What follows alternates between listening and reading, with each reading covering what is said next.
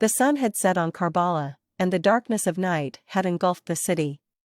As Hussain ibn Ali laid martyred on the sands of Karbala, his followers mourned his death. They cried out his name, beating their chests in sorrow, and reciting the verses of poetry in his remembrance.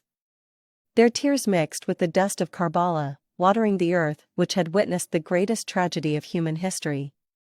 For centuries, this tradition of mourning has been kept alive by the followers of Imam Hussain.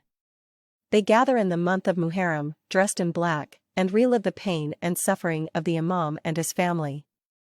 They recite elegies in his remembrance, and through their tears, they seek solace in the fact that they are not alone in their grief.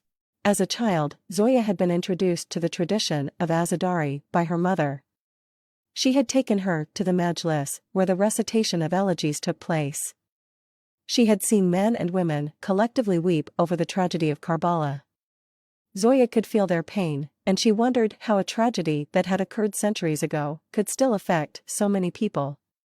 As Zoya grew older, she began to understand the significance of Azadari. She read books and listened to lectures that explained the philosophy behind it.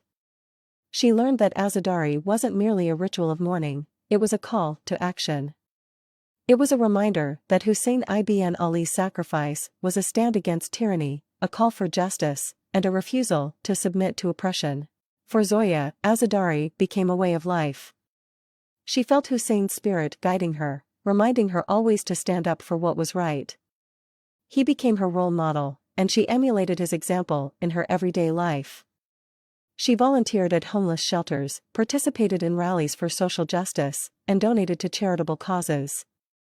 She did not see Azadari as a religious practice, but as a philosophy of struggle for social justice and human rights.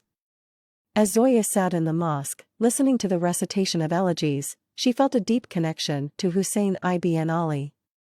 She cried for the pain and suffering he had endured. She cried for the injustice that still exists in the world. But amidst the tears, she felt a sense of comfort. She knew that she was not alone in her struggle for justice.